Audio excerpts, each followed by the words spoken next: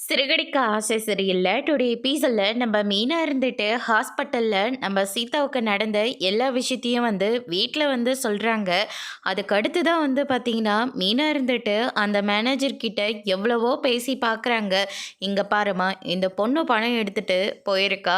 ஒருவேளை இந்த ஆட்டோ டிரைவரும், இந்த செக்யூரிட்டியும் கூட பிளான் போட்டு அந்த பணத்த திருடி இருக்கலாம். இந்த பணம் காணாம போனதுக்கு நீ தான் காரணம். அது மட்டும் கிடையாது. இந்த பணத்த நீ தான் செட்டில் பண்ணணும். உன் வேலையும் உனக்கு இல்ல." அப்படின்ற மாரி சொல்லிடுறாங்க. இத கேட்டோன்னே சீதா இருந்துட்டு, "நான் எப்படி சார் பொறுப்பாக முடியும்? நான் பணத்த காணோம் தானே சொல்லிட்டுருக்கேன்." அப்படின்ற மாரி சொல்லிடுறாங்க.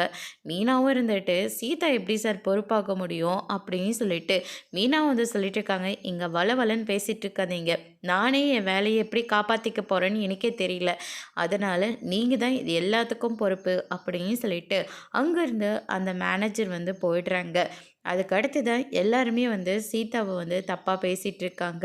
இந்த பொண்ணு நல்ல பொண்ணை நினச்சிட்டு இருந்தா, இப்போ பாரு 5,00,000 ரூபா பணத்தை திருடி இருக்கு அப்படின்ற மாதிரி அங்கே ஹாஸ்பிட்டலில் ஒர்க் பண்ணுற எல்லா ஸ்டாஃப்ஸுங்க பேசிகிட்டு இருக்காங்க. அவமானம் தாங்கிக்க முடியாமல் சீதா ஒரு பக்கம் அழுந்துக்கிட்டே இருக்காங்க. மீனா இருந்துட்டு, "இதை பற்றியும் கவலைப்படாத, அந்த பணத்தை எப்படியாவதுக்கு நம்ம கண்டுபிடிச்சிடலாம்." அப்படின்னு சொல்லிட்டு ஆறுதல் சொல்கிறாங்க. ஆனால் சீதா இருந்துட்டு மீனா கிட்ட எதுவுமே பேசாமல் அங்கேருந்து கிளம்பி போயிடுறாங்க. மீனா அதுக்கு அடுத்ததாக வீட்டில் முத்து எல்லார்கிட்டையும் சொல்கிறாங்க. ஆக மொத்தம் வேலைக்கு போகிறேன்னு சொல்லிட்டு இப்படி உங்கள் தங்கச்சி பணத்தை திருடிட்டு இருக்கா, அப்படி தானே? போலீஸ்காரன் பொண்டாட்டியாக இருந்தும் கூட இந்த பணம் அவளுக்கு தேவைப்படுது, அதனால தான் பணத்தை திருடி வச்சுருக்கா அப்படின்ற மாதிரி சொல்லிடுறாங்க. "வேண்டாத்த, என் தங்கச்சியை இன்னொரு தடவை திருடின்னு மட்டும் சொல்லாதீங்க. அவள் வேலையை நேர்மையாக தான் செஞ்சா. மற்றவங்க மாதிரி மற்றவங்க காசுக்கு ஆசைப்படுறவ கிடையாது." அப்படின்ற மாதிரி சொல்லிடுறாங்க. அதுக்கு அடுத்து தான் மனோஜ் இருந்துட்டு, "இந்த காலத்துலலாம் யாரையும் நம்ப முடியறதில்ல. அப்பாவிங்கன்னு சொல்லிட்டு தான் எல்லாத்தையும் ஏமாற்றி சுருட்டிக்கிட்டு போயிட்டுருக்காங்க. ஏன் ஷோரூமில் கூட தான் அந்த ராஜாராணியை தங்க இடம் இல்லை, சாப்பிட சாப்பாடு இல்லைன்னு சொல்லி கேட்டாங்க. நானும் வேலையை போட்டு கொடுத்தேன். ஆனால் கடைசியில் 3,00,000 பணத்தை திருடிட்டு போனதான் மிச்சம்." அப்படின்ற மாதிரி சொல்லிடுறாங்க. ஆனால் அவங்க அந்த பணத்தை திருடவே இல்லையே. அவங்க வேலை செஞ்ச பணத்த கூட உங்ககிட்ட அப்படியே தானே விட்டு வச்சுருந்தாங்க. நீங்கள் தேவையில்லாமல் அவங்க மேலே பழிய போட்டு அவங்கள அசிங்கப்படுத்தி கடையை விட்டு துரத்தி விட்டீங்க. அந்த ஒரு வேளை அந்த 3,00,000 பணத்தை நீயோ இல்லை ரோகிணியோ கூட எடுத்து வச்சிருக்கலாம்ல அப்படின்ற மாதிரி நம்ம முத்துவும் மீனாவும் சொல்லிடுறாங்க. அதுக்கு அடுத்து தான் பார்த்தீங்கன்னா, இதை கேட்டோடனே ரோகிணி பயங்கரமாக ஷாக் ஆகுறாங்க. மனோஜ் இருந்துட்டு, "அது எப்படி எங்கள் பணத்தை நாங்களே எடுத்து வச்சுக்க முடியும்? ஆமாம், உங்களுக்கு தான் இல்லாதவங்கள பார்த்தா ரொம்ப சந்தோஷமாக இருக்கும்ல, அவங்க மேலே ஏதாவது ஒரு பழி போட்டுக்கிட்டே இருக்கணும்ல, அதனால தான்." அப்படின்ற மாதிரி முத்து சொல்லிடுறாங்க. அதுக்கடுத்து தான் பார்த்திங்கன்னா, நம்ம விஜயா இருந்துட்டு, "இவ தான் அந்த பணத்தை திருடி வச்சுருக்கணும். அந்த டிரைவரும் எல்லாரையும் கூட்டு சேர்த்து கூட இந்த பணத்தை அவங்க திருடி இருக்கலாம்." அப்படின்ற மாதிரி சொல்லிடுறாங்க. "வேண்டாத்த, இன்னொரு தடவை என் தங்கச்சியை பற்றி திருடின்னு மட்டும் சொல்லாதீங்க. அவளையும் வேலை போயிடுமோன்னு பயத்தில் இருக்கா. பணத்தை வேற வைக்க சொல்கிறாங்க. அதுக்கே என்ன பண்ணுறதுன்னு தெரியாமல் இருக்கும். எடுக்காத பணத்தை எடுத்து வையினா யாருக்காக இருந்தாலையும் கஷ்டமாக தானே இருக்கும்." அப்படின்ற மாதிரி சொல்லிடுறாங்க.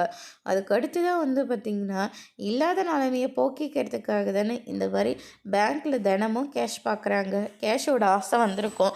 அதனால தான் அவங்க பணத்தை திருடி இருக்கணும் அப்படின்ற மாதிரி சொல்லிகிட்ருக்காங்க. அதுக்கு அடுத்து தான் பார்த்திங்கன்னா, "உங்களை மாதிரி என் தங்கச்சி கிடையாது. அவன் நேர்மையாக உழைக்கிறவ." அப்படின்ற மாதிரி மனோஜ் சொல்லிடுறாங்க.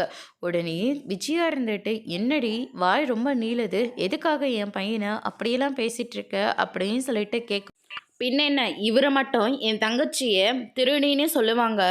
அதை கேட்டுட்டு நான் பொறுமையாக இருக்கணுமா?" அப்படின்னு சொல்லிட்டு கேட்கவும், உடனே விஜயா இருந்துட்டு, "என்ன, என் பையன் சொல்கிறதுல என்ன தப்பு இருக்குது?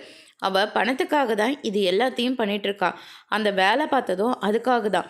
இப்போ செக்யூரிட்டி இல்லைன்னு தெரிஞ்ச உடனே அந்த பணத்தை திருடிட்டு போயிட்டா." அப்படின்ற மாதிரி சொல்லிடுறாங்க. அதுக்கு அடுத்ததா, "வேண்டாத்த, அதுக்கப்புறம் என்ன பேசுவேனே எனக்கே தெரியாது." அப்படின்ற மாதிரி மீனா சொல்லவும், "மாமா, என்னை மன்னிச்சிடுங்க. யாரையும் அவமானப்படுத்தி பேசணும்னு எனக்கு எந்த எண்ணமும் கிடையாது. ஆனால் என் தங்கச்சியை பேசிகிட்டு இருக்கிற போது என்னாலலாம் பொறுமையாக இருக்க முடியாது."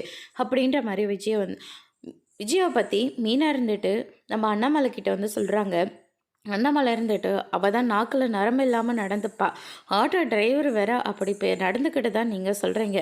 முத்து, எனக்கு என்னமோ இதில் ஆட்டோ டிரைவர் மேலே தான் எனக்கு சந்தேகமாக இருக்குது அப்படின்ற மாதிரி வந்து சொல்லிடுறாங்க.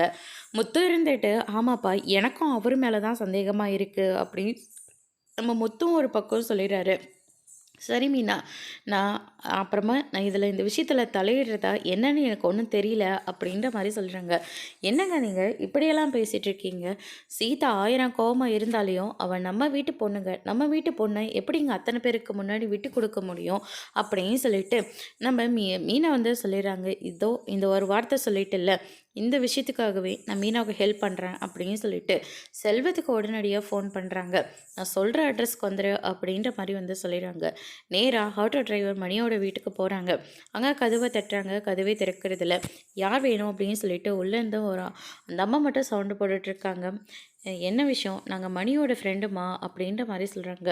அவர் வெளியே போயிருக்காரு, அவர் பணத்தை தேடி தான் போயிருக்காரு, கண்டிப்பாக பணத்தோடு வந்துடுவார், கொஞ்சம் பொறுமையாக இருங்க, அக்கம் பக்கம் தெரிஞ்சால் ரொம்ப அசிங்கமாக போயிடும் அப்படின்ற மாதிரி வந்து சொல்லிட்டு இருக்காங்க.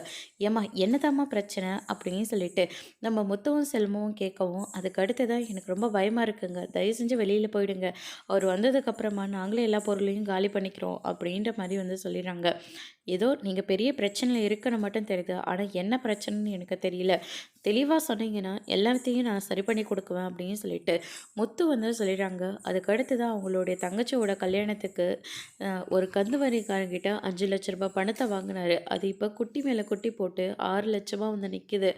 அவரும் நேற்று வந்து ஆளுங்கள்லாம் பொருளெல்லாம் தூக்கி போட்டு உடச்சிட்டு போயிட்டாங்க. இன்றைக்கி வீட்டை காலி பண்ண சொல்லியிருக்காங்க.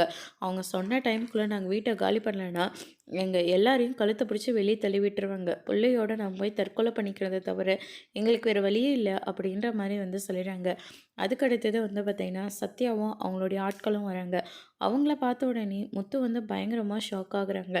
இவங்க தான் அந்த கந்து வட்டிக்காரங்க போல இருக்குது அப்படின்னு சொல்லிட்டு நம்ம செல்வம் வந்து சொல்லிட்டு இருக்காங்க. அதுக்கடுத்ததாக சத்யா யாருன்றது முத்துக்கிட்டேயும் வந்து சொல்லலை, யார்கிட்டையும் எதுவுமே சொல்லாமல் யாரோ ஒருத்தர் மாதிரி எல்லா வேலையும் பார்த்துட்ருக்காங்க. அதுக்கடுத்து தான் மணி வராங்க. தயவு செஞ்சு எங்கள் குடும்பத்தை விட்டுருங்க, இந்தாங்க இதில் 5 லட்ச ரூபா பணம் இருக்குது அப்படின்ற மாதிரி சொல்கிறாங்க. முத்து அந்த பணத்தை வாங்கிக்கிறாரு. இந்த பணம் ஹாஸ்பிட்டலு பேங்க்கில் போட சொல்லி கொடுத்த பணம் தானே அப்படின்ற மாதிரி சொல்கிறாங்க. இந்த விஷயம் உங்களுக்கு எப்படி தெரியும்? நீங்கள் யார்? நீங்கள் வீட்டு பொண்ணை கதற வச்சுட்டு நீ மட்டும் இங்கே உன் கடனை அடைச்சிட்ருக்கியா அப்படின்ற மாதிரி வந்து சொல்லிட்டாங்க. அவள் தான் அந்த 5 லட்ச ரூபா பணத்தை கொடுக்கணும்னு சொல்கிறாங்க. அது மட்டும் இல்லை, வேலையை விட்டு தூக்குறேன்னு வேற சொல்லியிருக்காங்க. எல்லாத்தையும் வேடிக்கை பார்த்துட்டு உனக்கு உன் கஷ்டம் மட்டும்தான் பெருசாக தெரியுதில்ல, மற்றவங்க எப்படி போனால் என்ன, என் குடும்ப கஷ்டத்துக்காக நான் இப்படியெல்லாம் பண்ணிட்டேன், நான் அறிஞ்சு எல்லாம் செய்யலை, தெரியாமல் வேறு வழி இல்லாமல் தான் நான் பண்ணிட்டேன், தயவு செஞ்சு நான் மன்னிச்சிட்டு போலீஸ்ல எல்லாம் பிடிச்சி கொடுத்துறாதீங்க, இருக்கிற மான மரியாதை எல்லாமே போயிடும், அப்புறம் என் பிள்ளைக்குட்டியெல்லாம் நடுத்தெருவுக்கு தான் வந்துடும் அப்படின்ற மாதிரியெல்லாம் வந்து சொல்லிட்டு இருக்காங்க. சரி, நான் ஒரு ஐடியா பண்ணுறேன், போலீஸில் யாரும் மாட்டாத மாதிரி நான் பார்த்துக்கிறேன் அப்படின்னு சொல்லிட்டு ஒரு பிளானை வந்து போடுறாங்க.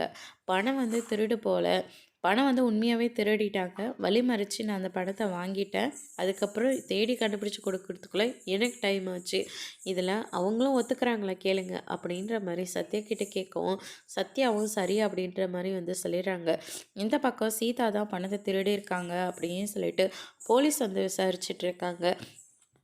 நீயே கூட அந்த செக்யூரிட்டியை வேணான்னு சொல்லிட்டு டிரைவரை மட்டும் கூட்டிகிட்டு போயிருக்கலாம்ல அப்படின்ற மாதிரி வந்து சொல்லிடுறாங்க. நான் எதுக்காக சார் அப்படி பண்ண போகிறேன், என் புருஷனும் போலீஸ் தான் அப்படின்ற மாதிரி சொல்கிறாங்க. உன் புருஷன் போலீஸா? என்னம்மா சொல்கிற? டிராஃபிக் போலீஸா? அது யாரை வேணால் இருந்துட்டு போட்டோம், நீங்கள் பண்ணது தப்பு தான், எல்லா ஆதாரமும் உனக்கு எதிராக தான் இருக்குது, அதனால் நீ தான் இந்த பணத்தை திருடி இருக்கணும் அப்படின்ற மாதிரி வந்து சொல்லிடுறாங்க. அருண் இருந்துட்டு ஏசி கிட்ட இருந்து லெட்டர் வாங்கிட்டு வந்திருக்கேன் சார், இவங்க என்னோடய ஒய்ஃப் அப்படின்ற மாதிரி அருண் வந்து நிற்கிறாங்க. அதோட இன்னைக்கான எபிசோட் முடிச்சிருக்காங்க. இனி சிறகடிக்க ஆசையில் அடுத்தடுத்து என்னெல்லாம் நடக்க போகுதுன்றதை வெயிட் பண்ணி பார்க்கலாம். தேங்க்யூ.